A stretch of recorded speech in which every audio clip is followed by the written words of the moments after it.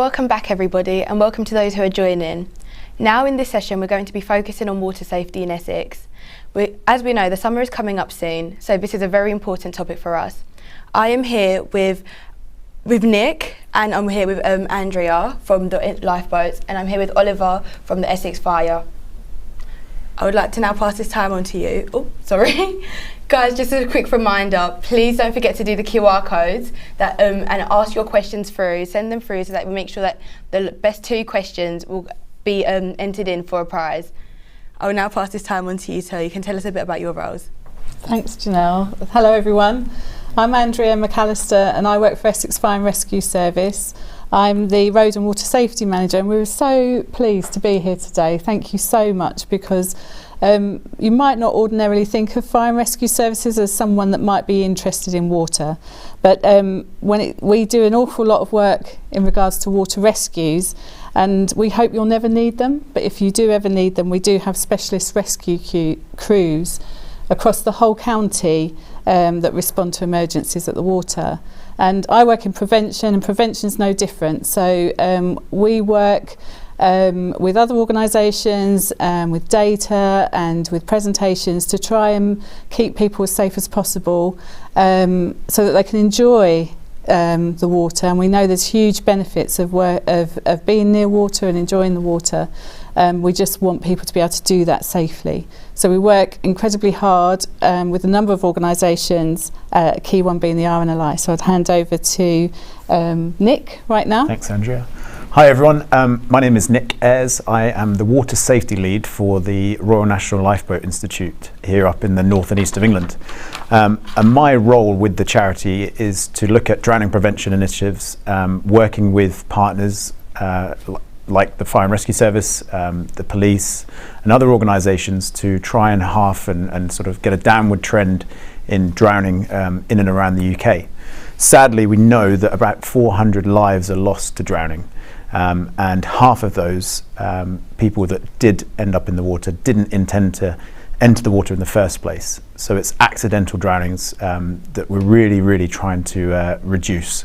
So that's why we're here today, to talk about water safety, to really raise the awareness of knowing what to do in an emergency if anything, should anything go wrong. Thanks. So we'll make a start, and it's quite a fun start, because what we'd like you to do, and thank you, Oliver, this is my colleague Oliver, who works in prevention also in Essex Fire, and Janelle, thank you so much for being our participants in this. But we're hoping the first part of this presentation you guys can participate within your classrooms as well, and with your schools and afterwards. So it's a great start, because what we want you to do is, in your mind's eye, imagine a really lovely warm summer's day, and you're planning to go with your friends somewhere peaceful and quiet, but to have some fun, either near a lake, near the sea, going to the seaside for the day, or near a river. And we know that this has huge benefits, and lots of people do this. So in your mind's eye, I want you to imagine that you're planning this great day. And so think about areas that are local to you that you might have chosen. So Oliver, have you got anywhere in mind? Yes, I've got a river that's local to me that's very popular with school pupils, especially in the summer. So I'd probably go there. Excellent. And do you know, have you got anywhere that you would choose? I'd probably go like Southend Beach. Nice. Yeah, very popular for day trips and things like that, isn't it? So with those places in mind, I want you to think about that day and everything that would make it a really fun day with your friends. So what's nearby? What might you do for food, Oliver? There's a lot of takeaways just up the road, so I'd probably get a delivery, maybe a pizza. There's a Domino's up the road, so yeah, I'd order a takeaway. Do they deliver? They definitely do, yeah. Excellent. What about you, Gemma? Probably like the fish and chips across the road near the beach. That's my favourite, for sure, definitely. Okay, so we've had some food, or we're thinking about food. What would be like the main draw to that location? Oliver, maybe you want to sort of start to. So at this, the river local to me, there's a big waterfall that often gets a lot of people climbing up it in the summer. Okay. Also swimming, maybe a bit of water sports as well. Stand-up paddleboarding and different things like that. Yeah, kayaking. Yeah. What about at Southend? What kind of activities would you normally do? Would you go in the water, or would you sort of stay on dry land? Probably like go in the water like a little bit. Yeah. Yeah, but stay on the dry land. Yeah. Probably like visit Adventure Island next door. Yeah, But yeah, yeah. good choice. Yeah. Okay, so we're thinking about those sort of next steps. Now, what I want you to think about, if something went wrong, so you're in the water with your mates, and something went wrong. Somebody got in trouble in the water. Let's maybe go to the river location first. So you mentioned the waterfall. Would you see the waterfall as a bit of a danger, or would you see that as a sort of a thrill, an activity to sort of climb up? As a young-minded person, I'd see it as I'd thrill. enjoy it, Yeah. a thrill. Yeah. But then, of course, it does come with its dangers. I'd like to think with the people that I go with, that everyone would be able to rescue me if there was a problem. Okay. Yeah. What about the beach location? Any sort of known dangers, or what would be the? I Do we know? think they do have like a few things that go on, like some people probably get on some boats or something, Yeah. or like even just entering the sea, probably going like further in than what they should. Yeah. Okay. So now let's think about that. The waterfall, for instance. Something went wrong. Somebody got into trouble. Maybe they're getting swept down the river, and that can happen quite quickly, without you potentially not even knowing. What would be going through your head if you saw your friend drifting down the river? I mean, I'd like to call the emergency services as quickly as possible. Okay. So by the time we act on anything, that they're on in their way. Call out for help. Passerbys might be able to help. Maybe they have experience. But also, as a strong swimmer, I may put myself in a situation where I could go and collect them, hopefully, and rescue them. So you'd sort of swim after your friend in that. Yeah, and that's probably what a lot of people would probably do in that sense. Very tempting. So first thing, the call for help is brilliant. So that's one of the things that we'd ask anyone to do, whether you're at the coast, inland, or in any emergency situation. Get help there. Let them know that something's happening. Inland locations are slightly different. Do you know who would sort of call in that situation if your friend is drifting down the river? I'd call the fire service, because they have the brilliant. capability to rescue them. Yeah. But again, you mentioned if they're maybe unconscious or I don't know, if they're drowning. Yeah. I'd also probably call the ambulance service. Okay, yeah. So in any sort of drowning situation or a near drowning situation, you'd call 999, like you said. If you're inland, call the fire service, let them know what's happening, where you are, key landmarks. If you know a postcode or the town that you're in, definitely get that across.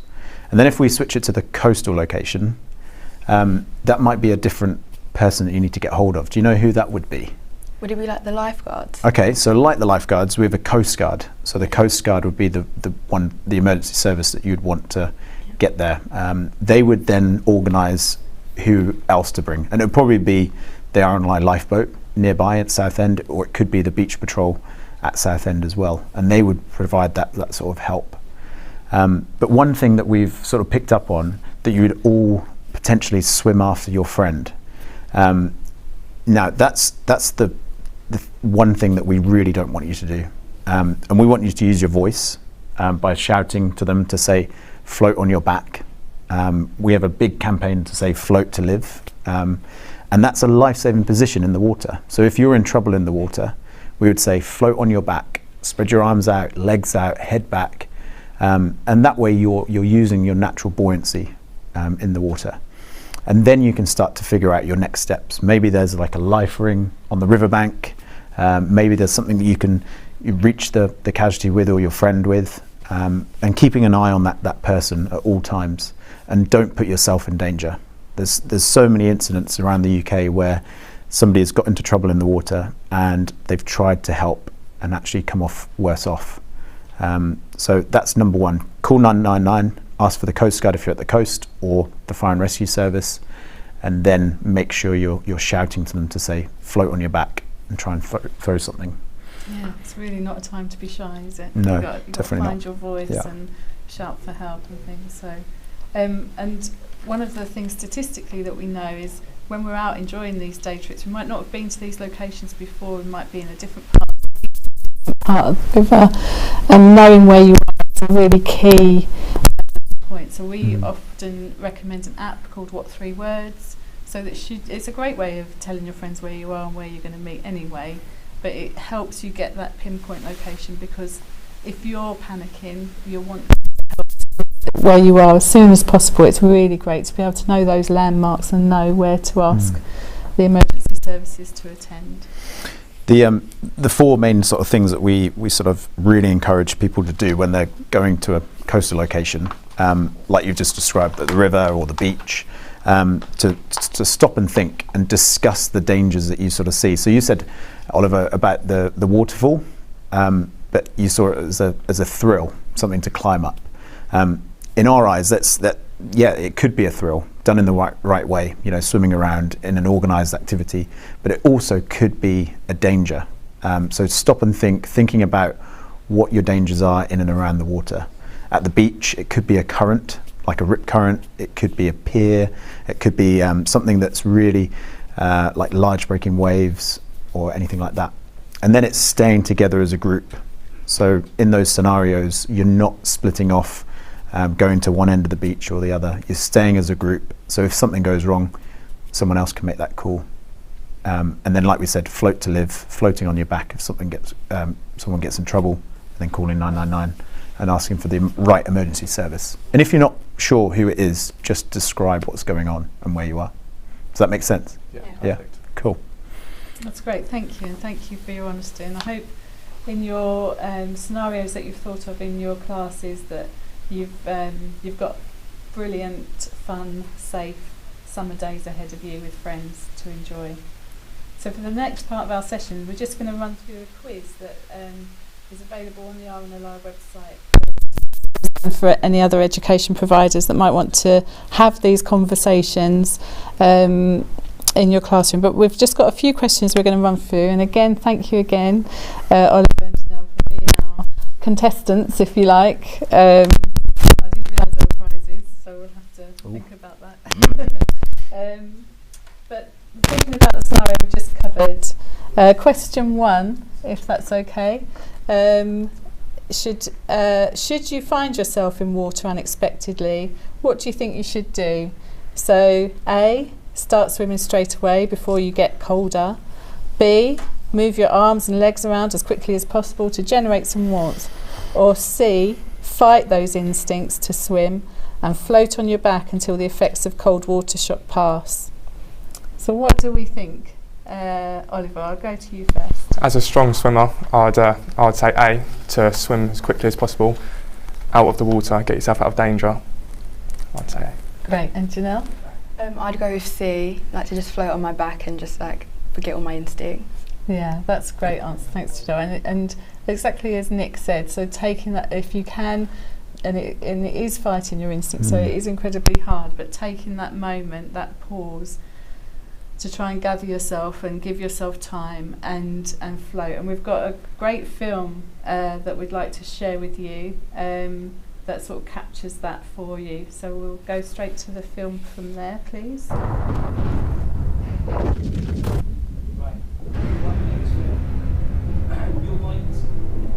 Everyone who falls into cold water unexpectedly has the same instinct: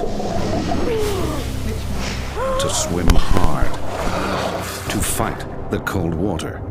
But when people fight it, chances are they lose. Cold water shock makes them gasp uncontrollably and breathe in water. Then they drown. But if they just float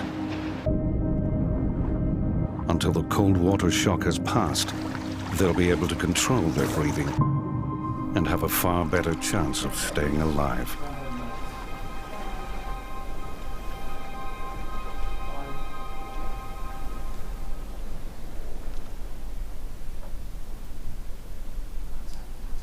Thank you. It's such a great film. It's a very impactful film and just shows you, I think, that shock that, like Nick said at the start, most people, the majority of the people that drown were never expected to go in the water in the first instance. So that shock is really quite impactful. Brilliant. Okay, so question 2, we're going to look at the how the body reacts. So the effect on the body of entering water, anything below 15 degrees Celsius, is often underestimated. Cold water shock can lead to drowning. Which of these are some of the symptoms of cold water shock? So we've got answer A, a decrease in breathing rate, shivering, slurred speech, and a feeling of confusion. B, having a temperature, sweating, or feeling hot. And then C could be an increase in heart rate, an involuntary gasp of breath, an increase in breathing rate, and a feeling of panic. Which ones of those do you think is the best answer? Go with you first. I'd probably go with A. Okay. Yeah. Why would you say A? Probably because when you're cold, you'd be shivering. Like you probably wouldn't be able to form like your words properly. Okay. Cool. But yeah. Oliver? I'd say C, an increase in heart rate and an increase in breathing. Okay. Just because, you know, when you jump in cold water, you get that gasp as it's cold. So I assume. Okay, brilliant. Yeah, so we've got another short video that we're going to watch, and hopefully that will tell us the answer to this question number 2. Do you know what to do if you suddenly fall into cold water? We're going to find out today using the RLI HQ survival pool and an unsuspected member of the public.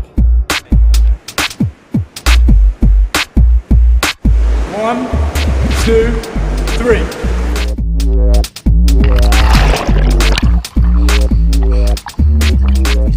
When you fall into cold water, you panic. It's called cold water shock. It increases your heart rate, making you gasp uncontrollably and thrash around, increasing the chance of you swallowing water into your lungs and drowning. What I did was float, find my instinct to panic or swim hard, leaning back in the water, keeping my airway clear, opening my body up and extending my arms and my legs. If you can stay calm for 60 to 90 seconds and get your breath back, it allows you to think straight and plan your next move. To improve your chance of survival, stop the flow.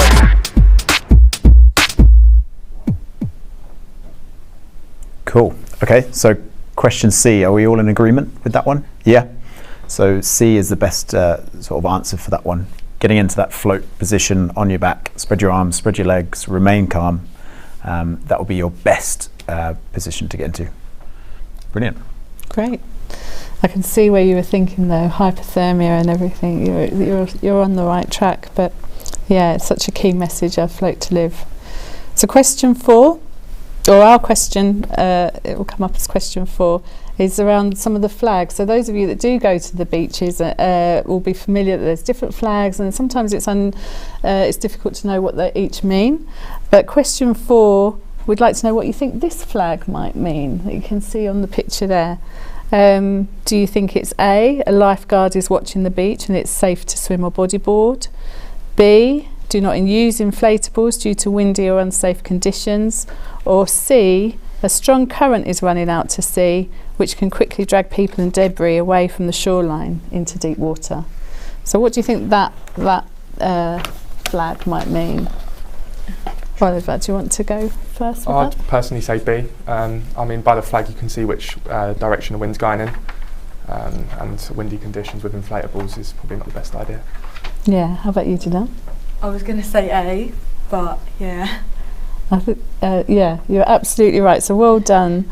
And it's easy to be confused because there are lots of different flags. But Nick, do you want to talk about why that's so important? Yeah, sure. Our beach lifeguards go out to a lot of people being swept out using inflatables, and that's like inflatable stand-up paddleboards that we've all seen a huge uprise in, and also like your unicorns and your flamingos. You know, they're brilliant for the pool, for the swimming pool, you know, in a closed environment. But the problem is with inflatables, they can be picked up by the wind really, really quickly. And often that's the leading cause for rescues from our lifeguards in the summer months. Do you have an inflatable unicorn, Oliver? Or No, unfortunately I don't. no? Okay, cool. What about you, Jamal? No? Good. Excellent. Good answers then. So question for that one, the answer is B. Good. And this sort of leads on to that sort of idea that the wind might take you out, and there's other things that affect, you know, our power in the sea, and people not understanding tides and coming to seaside locations to have a great day, and that's absolutely what we'd want to encourage in Essex, because there's lots of benefits from that. But not understanding tides and the impacts and things like that is a huge risk. So our last few questions really is about rip currents and rip tides. So Which of the following is not an indicator of a rip current? So A, bits of debris floating out to sea, B, smoother channels of water between sets of waves, or C, large breaking waves. So this is what is not an indicator of a rip current. So what's your kind of understanding of that? What do you think the answer might be? I'll go with Oliver first. I believe that C is not an indicator of a rip current. Large breaking waves, I think they're very common as well. So yeah, not an indicator. Great, thanks. I was actually going to say C as well. Cool. Perfect. Yeah. Good work. Yeah, it's a tricky one. Rip currents and tidal flow that we see in and around the coast. A lot of people sort of get caught up with rip tides. You might have heard that phrase before, but there isn't really a thing called a rip tide. It's a rip current or tidal movement. So every location there'll be some form of tidal movement swinging, left or to the right, the ebb and flow of the water. But a rip current is slightly different. As the water comes up the beach or onto the beach, it's got to find a course back out to sea, and often or not it will try and create a channel. It could be down the side of like the pier at Clacton or the pier at Southend, where there's deep water sections. That water will then feed back out to sea. So it's like a gutter on the side of a house. The rain will come down on the house and then feed into the gutter and then flow back into the drains. It's exactly the same as that effect. So the water's always moving back out to sea. So that's where we sort of see the troubles and the dangers. So that one's a good question there. So not the indicator. So the next question, question 8, still on the theme of rip currents. So rip currents, if you can imagine, the water is flowing back out to sea. Okay, so the waves are coming in, and then the water needs to try and drain back out to sea. What should you do? So if you find yourself caught in a rip current, the water heading away, you're getting further and further away from the beach, your friends, should you, A, not try to swim against it, instead swim parallel to shore until free of the rip, and then head to shore? Or B, dive under the water and swim hard to break free from it? Or C, swim as hard as you can against it before it drags you further out? Tough question. Really yeah, tough. I know we haven't covered this in this session, but it's just trying to think about what you might know. I'd personally say swim parallel to it to get into shore. Okay. I'd go with A. Yeah, I think after watching that first video, Yeah. I'd fight my instincts and just try not to swim, Yeah. and then go parallel. So A often as than well. not, it's a very common thing. Like the answers here, it's all trying to make yourself as calm as possible, and the easiest thing to do is to swim parallel to the shore. Okay, so working out where you are, so floating on your back for about 90 seconds before you actually make that move. Think about where you are, where the shore is, where you're going, and then swim parallel to it. Yeah. But if you're with your mates and your mates are seeing you on the beach, and you're caught in this rip current and you're floating on your back, if you can't swim parallel, that's fine, just float on your back. A lot of people think that the rip will actually take them, way out to Australia or, Ibiza or somewhere like that. But actually, it will just take you beyond the break of the surf. So floating on your back, waving for help, shouting for help, and hopefully someone on land has made that call for 999 for the Coast Guard or the Beach Patrol or the lifeguards. So just try and remain calm as possible. Does that kind of make sense? Yeah? Cool. Brilliant. Yeah, really good answers, and thank you so much. I really hope that people in the classrooms have had a good chance to have these conversations too. It's sometimes not something you would talk about when you're planning your really fun day out at the seaside or at a river or at a lake, but it's worth having these conversations. They might just save your life.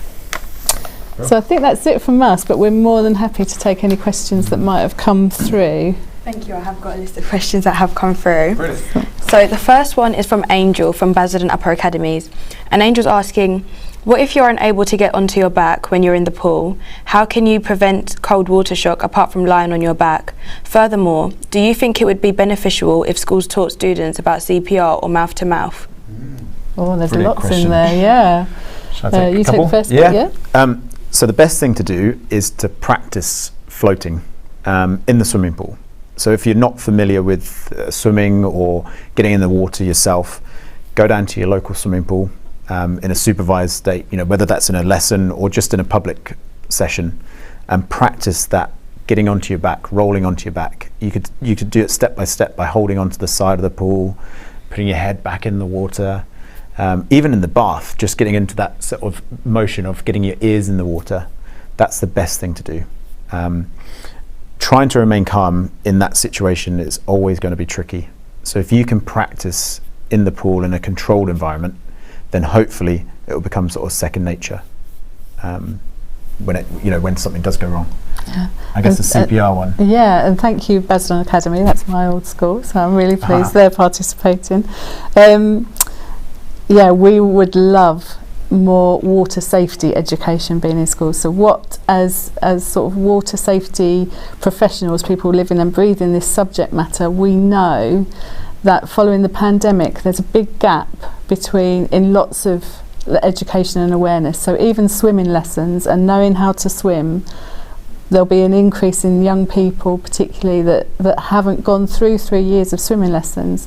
And the other thing that we are worried about, if you like, is pools closing and the opportunity to learn to swim not being out there. But in terms of CPR and water safety, we would love to see more of that in schools, because swimming lessons and knowing what to do, and we obviously know from Oliver there's lots of also keen, fit young people out there that like to enjoy sports and swimming.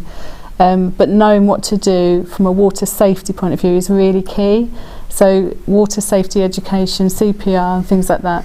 We're lucky at Essex Fire that we've got a fantastic education team that deliver summer safety and winter safety sessions. We often think about accidental drowning as a summer issue, but we know from recent high profile cases that's not always the case. And as well as our education team and outreach team that try and meet the public and meet young people whilst they are out and about enjoying their days, the RNLI also have teams of volunteers and members of staff that do this day in and day out. So yes, absolutely, we would want more and more of that always. Prevention is key. Thank you. The next question is from Elena Kisty from Basildon Upper Academy, and she's asking which country has the dirtiest water in England? Oof. Dirtiest water? County, sorry. Which dirtiest county? Okay, right. Well, different beaches have different, I'm not sure we'd have the exact answer, but different beaches, they use flags and information, and there's awards often about the cleanest beaches and things like that.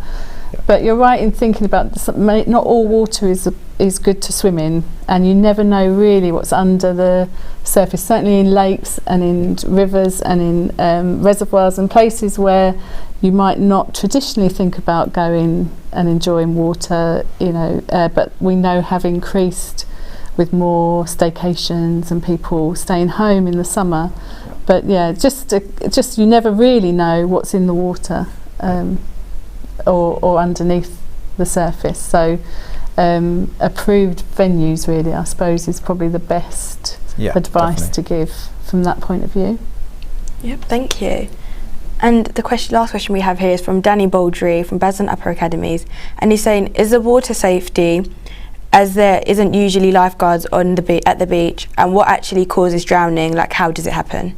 What was the first part of it, sorry? Is the water safety, as there isn't usually lifeguards at the beach? Okay, so at about 250 beaches are lifeguarded in the UK by the RNLI, Lifeguard Service. Some councils, some local authorities provide a beach patrol service, so people who are just supervising the beach, and they'll provide that sort of coverage. I'm trying to think if there's anything else with that one. Sometimes there's volunteer groups that will lifeguard the place, and sometimes tourist information will give information like that. But what I would say is drowning doesn't happen like it does in the movies. No. It's not this big, dramatic, everyone's going to notice, everyone's going to hear. It can happen very quickly and very quietly.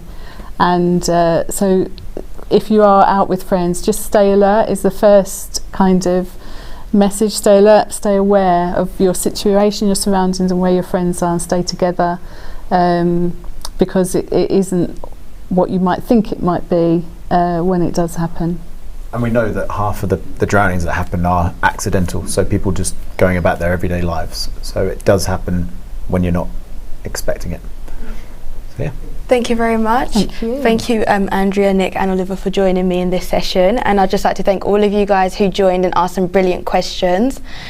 Just to remind you, we have got our last and final session at 2:15, who will be joining with Roger again. Thank you. See you all then.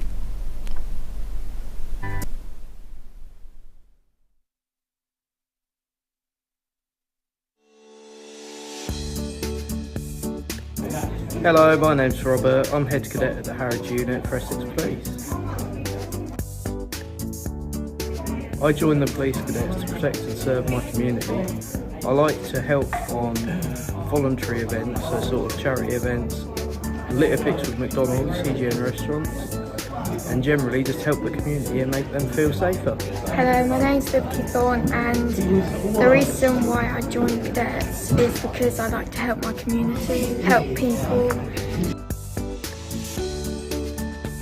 My best moment at cadets was the Tedron show in 2019 when I helped locate a missing child, and basically I helped a mother in distress just at ease.